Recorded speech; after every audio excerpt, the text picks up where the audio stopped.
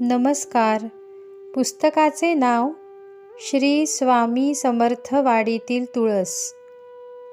विचारधारा गुरुवर्य श्री स्वामी सखा म्हणजेच आत्ताचे श्री स्वामी सुमंताश्रमजी महाराज.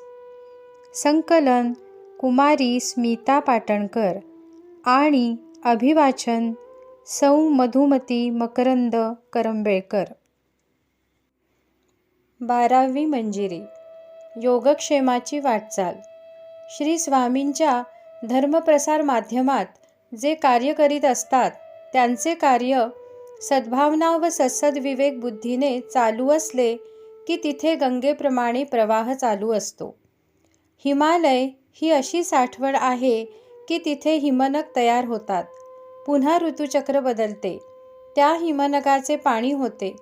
असे कालचक्र तयार झाले असून गंगा ही सर्व मुखाने प्रवाहित झाली आहे.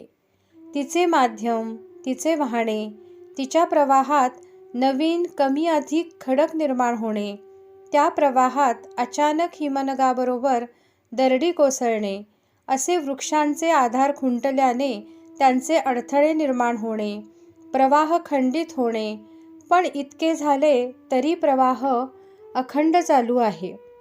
तसे धर्मकार्य व प्रसार अगदी तसेच आहे. त्यात कितीतरी वेळा बदल होतात, अडथळे येतात, एखादा मठ वा संस्था मोडकळीस येते, परंतु त्याच प्रकारचे कार्य दुसरीकडे नवीन अंकुर फुटून जोमाने कार्य करते. तेव्हा जनन, मरण, उत्पत्ती, स्थिती, लय हे सर्वांस समान आहे. ते कधीच कमी अधिक होणार नाही.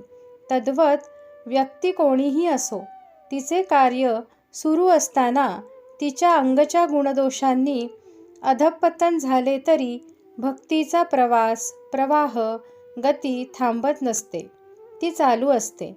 ते तसेच कार्यरत राहणार, यात शंका नाही. व्यक्तीने भक्ती तेजोभरित करून ती चमकत ठेवणे हे त्याचे कार्य असून त्यावर शक्तीच्या सोनेरी कडा चमकू लागल्या की गंगेप्रमाणे व्यक्ती, भक्ती व शक्ती असा त्रिगुणांचा प्रदेश निर्माण होतो.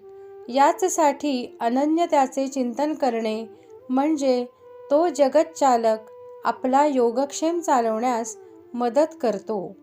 धन्यवाद.